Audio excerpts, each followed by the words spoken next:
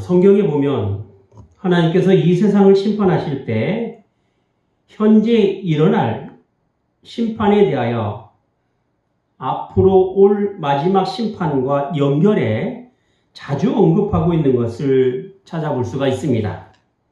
그리고 하나님께서 행하실 그 마지막 심판이란 묵시문학처럼 감춰져 있는 의미로 표현하고 있는 것을 많이 볼 수 있습니다.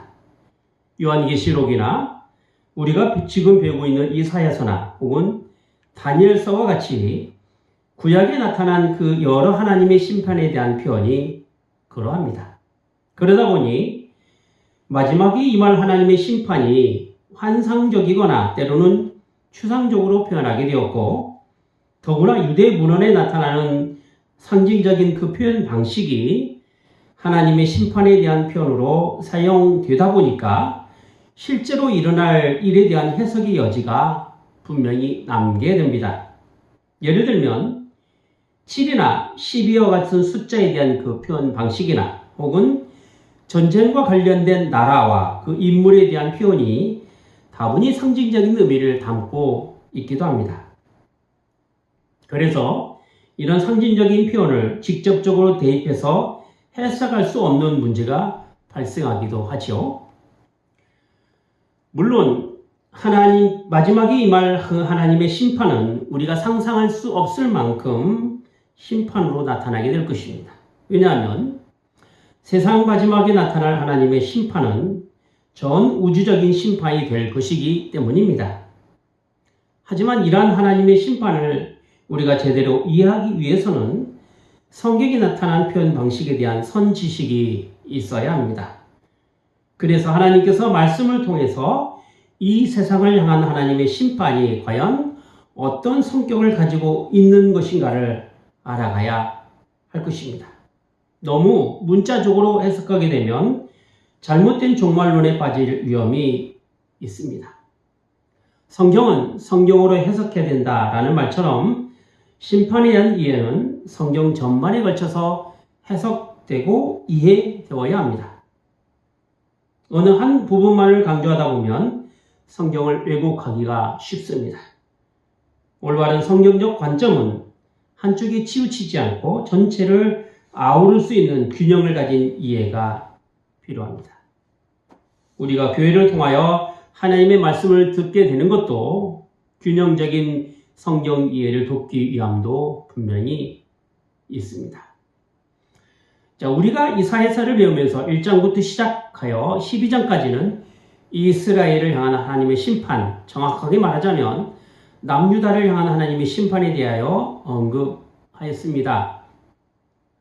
13장부터 23장까지는 이웃하고 있는 이방 나라에 관한 하나님의 심판에 대하여 또한 배웠습니다. 이제 24장부터는 전 인류를 향한 하나님의 심판, 즉 우주적인 심판에 대하여 언급하게 됩니다.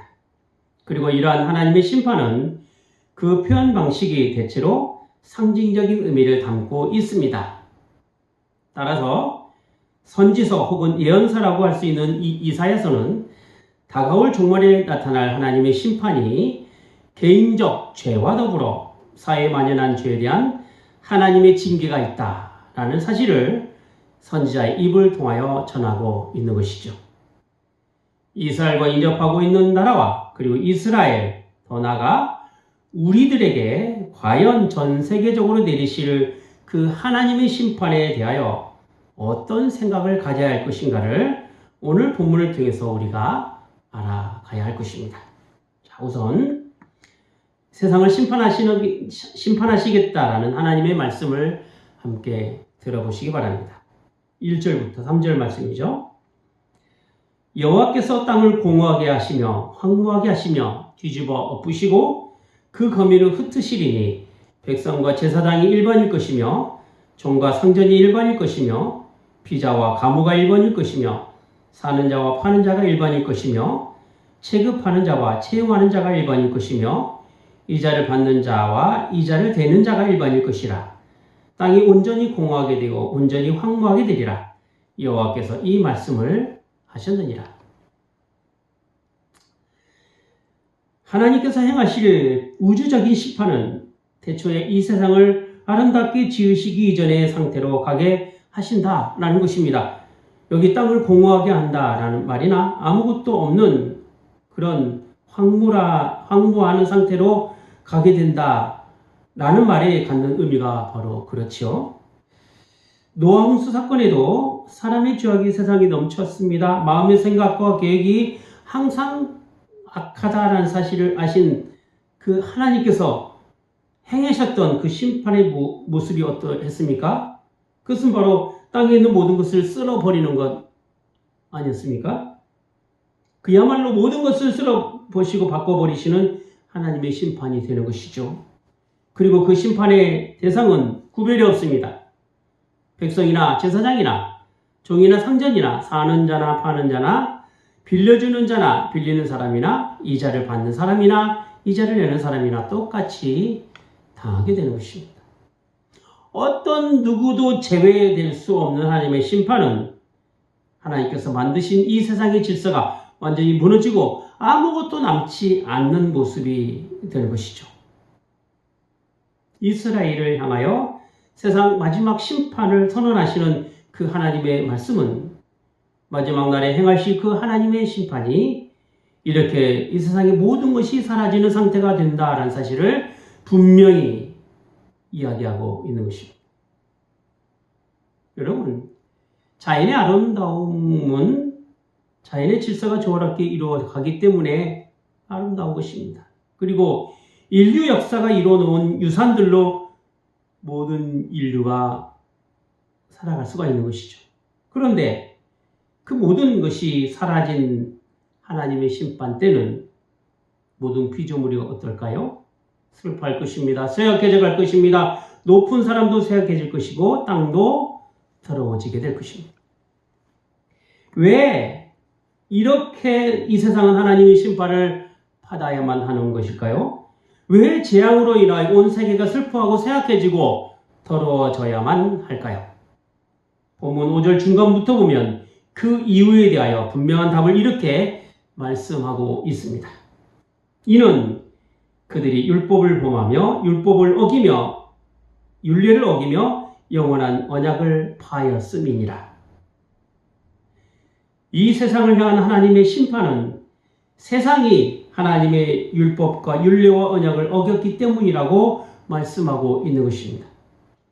중요한 것은 하나님의 백성이 아닌 이 세상 사람들도 하나님의 율법과 율례와 언약에 따라 심판받게 된다라는 것이죠. 어떻게 이 세상을 향하여 하나님의 율법과 언약에 따라 심판받을 수 있게 되었을까요? 우리가 이 문제를 해결하고 이해하기 위해서는 이 세상을 향한 하나님의 언약이 바로 아담과의 언약으로부터 시작해야 한다는 사실을 알 필요가 있습니다. 하나님과 아담과의 언약은 창세기 2장 17절에 있는 것처럼 선악을 알게 하는 나무의 실과를 먹지 말라. 내가 먹는 날에는 정령 죽으리라 하는 것에 있었습니다. 문제는 아담이 선악과를 먹음으로 죄를 지었다라는 것에 있었지요. 그리고 아담이 죄를 지음으로 인하여 죄가 세상에 들어왔다라고 성경은 이야기하고 있습니다. 로마서 5장 12절에 보면 한 사람으로 말미암아 죄가 세상에 들어오고 죄로 말미암아 사망이 왔나니 이와 같이 모든 사람이 죄를 지었으므로 사망이 모든 사람에게 이르렀느니라 라고 하였습니다. 그리고 고린도전서 15장 22절에 보면 아담 안에서 모든 사람이 죽은 것이라고 하였습니다. 즉 아담의 범죄가 모든 인류에게 미치는 죄가 된 것이고 모든 인류는 아담의 언약 아래서 죽을 죄인이 된 것이죠. 하나님과 아담과의 언약이 단순히 개인의 약속이 아니라 모든 인류를 대표하여 한 언약이 된 셈입니다. 그러므로 모든 인류는 한 아담의 언약에 연결되어 있게 되는 것이고 그 언약은 죄가 넘치는 이 세상을 쓸어버리시는 노아 홍수 사건 이후 너와 그 후손들에게 다시는 물로 심판하시지 않겠다는 약속을 다시 하게 되는 것입니다. 아담으로부터 시작된 하나님의 언약은 오고 오는 후손들을 통하여 약속하시고 그 약속을 나타내 보이신 것은 인간들을 향한 하나님의 심판과 더불어 그들을 구원하시겠다라는 약속이 함께 포함된 것입니다. 죄인을 향한 하나님의 심판은 약속을 어긴 사람들을 벌하시겠다라는 하나님의 진노가 있는 것이며, 그러함에도 불구하고 여전히 이 세상을 사랑하시는 그 하나님의 사랑은 심판 가운데 구원하시는 하나님의 사랑이 그 약속 안에 있게 되는 것입니다. 한번 보시기 바랍니다. 아담과 맺은 하나님의 약속은 분명 선악과 금령을 통한 죽음이었습니다. 하지만 여인의 후손을 통하여 죄를 짓게 만든 장본인인 뱀의 머리를 부숴버리는 그 구원으로 나타나지 않았습니까? 노아의 홍수는 온 지면을 물로 썰어버리시는 하나님의 심판이 됩니다. 하지만 다시는 물로 심판하지 않겠다는 약속을 무지개로 또한 보여주지 않았습니까? 고린도전서 15장 22절에 있는 것처럼 아담 안에서 모든 사람이 죽은 것 같이 그리스도 안에서 모든 사람이 삶을 얻으리라 함과 같다 랄 것입니다. 이미 타락해진 본성을 가진 인류는 도무지 자신의 힘으로 구원을 얻을 수 없습니다. 로마서 5장 20절에 있는 것처럼 그러므로 율법의 행위로 그의 앞에 의롭다 하심을 얻을 육체가 없나니 율법으로는 죄를 깨달음이니라 한 것과 같이 율법과 율례를 범하고 하나님의 언약을 어긴 인류에게는 구원에 이를 만한 그 어떤 의로움을 발견할 수가 없는 것입니다. 하지만 인간들에게 향한 하나님의 약속은 영원합니다. 결코 폐기할 수도 없고 결코 변형될 수 없는 하나님과의 약속은 모든 인류를 향한 구원의 약속이 되는 것이죠. 하나님께서는 죄로 인하여 더러워지고 슬퍼함에 연약해진 그 인간을 구원하시기 위하여 하나밖에 없는 아들을 이 땅에 보내주셨습니다. 로마서 5장 22절에 있는 것처럼 곧 예수 그리스도를 믿음으로 말미암아 모든 믿는 자에게 미치는 하나님의 의가 된 것이죠. 이 세상을 향한 하나님의 심판은 비록 인간의 죄로 인한 것이었지만 결국 그 심판으로 온전한 구원이 나타나게 된 것입니다. 자, 그렇다면 하나님의 언약 안에 있지 않고 하나님의 율법과 율례를 어긴 사람들의 모습은 어떠합니까? 하나님의 심판을 당할 그들의 모습은 어떨까요? 봄 6절에 보면 저주가 땅을 삼켜서 그곳에 사는 사람들의 정죄함을 받아 불에 타서 남은 사람이 적다라고 표현하고 있습니다. 7절에 보니까 새 포도즙이 슬퍼서 포도나무가 마르고 즐거워하는 사람들이 탄식하게 된다라고 했습니다. 8절에 보니까 악기로 즐기던 사람들의 노래소리가 그치게 되었다라고 했어요. 10절에 보면 약탈을 당하여 성전 안에 있는 집이 무너지게 되었고 이제는 집에 들어갈 사람이 없다라고 하였습니다. 11절, 12절에 보면 즐거움과 기쁨이 사라지고 무너져 파괴된 모습들만 보게 된다라고 하였습니다. 13절 보니까 풍성한 열매를 거두지 못하고 땅에 떨어진 열매만이 그들의 수확이 될 것이라고 하였습니다. 마치 전쟁으로 인하여 파괴되고 무너져버린 그 전쟁의 잔혹상 같은 것 아니겠습니까? 요한계시록에 등장하는 종말의 모습을 아마겟돈 전쟁으로 표현하고 있는 것이 바로 이와 같다 할 것입니다. 물론 하나님께서는 이 세상을 창조하시고 그냥 몰라라 하신 것이 아닙니다. 지금까지 여전히 당신의 그 약속이 신실함으로 다스려 나가십니다. 그리고 그 다스림이라는 것은 하나님의 약속을 기반으로 해서 세우신 세상의 질서 가운데서 나타내시는 것이죠. 따라서 세상의 질서가 세워지고 자연의 섭리로 나타나게 되는 것에는 언제나 인류를 향한 하나님의 약속이 그 안에 있는 것입니다. 성경은 그 약속을 하나님의 영원한 언약이라고 표현하고 있는 것입니다. 사무엘하 23장 5절에 보면 다윗은 그동안 전쟁에서 승리하게 하시고 모든 일을 함께 하셔서 나라를 세우도록 도와주신 그 하나님께 언약의 신실하심을 근거로 하여서 이렇게 고백하고 있습니다. 하나님이 나와 더불어 영원한 언약을 세우사 만사에 구비하고 견고하게 하셨으니 나의 모든 구원과 나의 모든 소원을 어찌 이루지 아니하시랴. 다윗에게 있어서 영원한 언약은 모든 것을 계획하시고 이루가시는 그 하나님의 일하심이었습니다. 그리고 그 일하심에는 하나님의 구원이 있었으며 우리의 소원을 이루시는 하나님의 간섭하심이 있었던 것입니다. 본문 14절부터는 하나님의 심판으로 인하여 모든 것이 무너지고 사라진 상황에서 하나님의 구원을 바라는 노래가 나옵니다. 그리고 이 노래는 마치 하나님의 율법과 율례를 어기고 영원한 언약을 우습게 여기는 세상에 내려진 하나님의 심판을 찬양하는 것과 같습니다. 14절 보겠습니다. 무리가 소리 높여 부를 것이며 여호와의 위엄을 인하여 바다에서부터 크게 외치리니. 심판자가 되시는 하나님의 위엄을 소리 높여 찬양합니다. 그 뒤를 보면 동방에서부터 모든 섬이 하나님의 이름을 영원롭게 한다고 했습니다. 땅 끝에서부터 우러우신 하나님께 영광을 돌리게 된다고 했습니다. 동쪽에서부터 시작되어 모든 섬과 땅 끝까지 하나님께 한 찬양이 울려 퍼지게 된다라고 했습니다. 어떻게 하나님의 심판이 이루어지는 그 날이 하나님께 한 찬양이 될 수 있었을까요? 그것은 하나님의 영원한 언약을 파기하고 율법과 율례를 어겼던 이 모든 세상을 향한 하나님의 형벌이 완벽하게 나타나는 날이 되기 때문에 그랬습니다. 그래서 하나님의 심판, 하나님의 공의와 하나님의 정의가 완전하게 나타나는 날이 되는 것입니다. 하나님의 심판은 단순히 약한 자를 징계하시고 악한 자를 징계하시고 세상을 멸하시는 것만 있지 않습니다.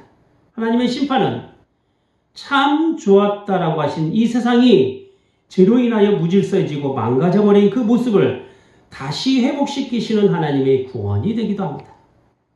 그래서 로마서 8장 19절부터 21절까지를 보면 피조물이 고대하는 바는 하나님의 아들들이 나타나는 것이니 피조물이 허무한 데 굴복하는 것은 자기 뜻이 아니오 오직 굴복하게 하시는 이로 말미암으니라. 그 바라는 것은 피조물도 썩어지며 종노릇한 데서 해방되어 하나님의 자녀들의 영광의 자유에 이르는 것이니라 라고 하였습니다. 하나님의 아들들이 등장한다라고 하는 것은 마지막 날에 임할 하나님의 심판 때 구원받는 사람들을 의미하고 있습니다. 즉 하나님의 심판 때 구원을 받는 것을 모든 피조물이 고대하고 있는 것이죠. 그날에는 썩어짐에서 해방되는 날이 될 것이고 영광의 자유에 이르게 될 것입니다. 죄로 인하여 더러워지고 무질서한 이 세상이 하나님의 심판으로 보내지게 될 때 우리는 지금껏 이 세상 것으로 즐거워하며 살아왔던 그 연약함과 부족함에 대한 참회로 나타나게 될 것입니다. 16절 중간부터죠. 나는 이르기를 나는 쇠잔하였고 나는 쇠잔하였으니 내게 화가 있도다. 괴휼자가 괴휼을 행하도다. 괴휼자가 심히 괴휼을 행하도다 하였도다. 모든 것이 사라져버린 하나님의 심판에 더는 자신이 가진 것으로 자랑할 만한 것도 없고 세상 것으로 유익을 삼을 만한 것도 없습니다. 그저 의로우신 하나님의 심판 앞에서는 하나님의 진노가 임하지 않기를 바라는 그 연약하고 부족한 인생에 참회만 있을 따름인 것이죠. 하나님의 진노는 누구도 피할 수 없습니다. 그래서 우리는 그 하나님의 진노를 두려워해야 하며 그 진노로부터 구원받기를 간절히 바라야 합니다. 사도 바울의 기도처럼 오라 나는 공고한 사람이로다. 이 사망의 몸에서 누가 나를 건져내랴. 우리 주 예수 그리스도로 말미암아 하나님께 감사리로다 하는 것이죠. 이 세상을 향한 그 하나님의 심판은 누구도 피할 수 없는 재앙이 됩니다. 17절부터 22절까지를 보면 그 두려움과 함정과 올무가 임한다 라고 표현하고 있습니다. 도망하는 자는 함정에 빠지고 함정에 빠진 자는 올무에 임한다, 올무에 걸리게 된다라고 했습니다. 땅이 깨지고 갈라지고 흔들리게 될 것입니다. 떨어져 다시는 일어나지 못하게 될 것이며 높은 군대와 왕들을 벌하시는데 마치 죄수감옥에 갇힌같이 갇혔다가 형벌을 받게 될 것입니다. 죄를 지은 사람들을 향한 하나님의 심판은 어디 하나 피할 곳이 없도록 철저하게 형벌을 받게 될 것입니다. 심지어 높은 나라의 군대라도 그리고 그 나라의 왕이라 할지라도 제외가 될 수는 없는 것이죠. 하나님께 향한 반역의 죄는 율법과 율례를 어기는 죄요 영원한 언약을 파기한 죄입니다. 그리고 그 죄에 대한 대가는 이렇게 형벌로서 받게 되는 것입니다. 왜냐하면 그 죄가 너무나 무겁고 큰 죄가 되기 때문입니다. 하나님께서는 이렇게 세상을 심판하심으로써 인간과 세우신 언약을 이루어가십니다. 바로 새하늘과 새 땅을 통하여 이루어가실 하나님 나라가 되는 것이죠. 세상 마지막 날에 환난 날에 하나님의 심판 때 우리가 하나님의 구원을 찬양하고 우리가 하나님께 경배해야 될 이유가 바로 여기에 있는 것 아니겠습니까? 기도하겠습니다. 거룩하신 하나님 아버지, 최초의 아담과의 언약을 이루시고 모든 인류에게 미칠 그 하나님의 영광을 드러내게 하셨사온데 죄로 인하여 더는 하나님의 영광이 이르지 못한 그 인생들을 향한 하나님의 심판은 율법과 율례를 어기고 언약을 파기한 이 세상이 당할 하나님의 심판이 되었나이다. 하오나 세상 마지막에 있을 하나님의 진노는 어그러지고 무질서한 이 세상을 회복시키시는 하나님의 구원 역사가 된 줄을 저희가 또한 아옵나이다. 하오니 작금의 현실에서 어쩔 수 없는 저희 연약함을 주님 앞에 아뢰어 회개하는 모습이 있게 하여 주시옵소서. 그리고 죄를 멸하시는 하나님의 그 공의로우심과 왕의 위엄으로 세상을 통치하시는 하나님의 영광을 높이 찬양하며 심판날에 주님의 구원을 바라는 인생들이 되게 하여 주시옵소서. 주 예수 그리스도의 이름으로 기도하옵나이다. 아멘.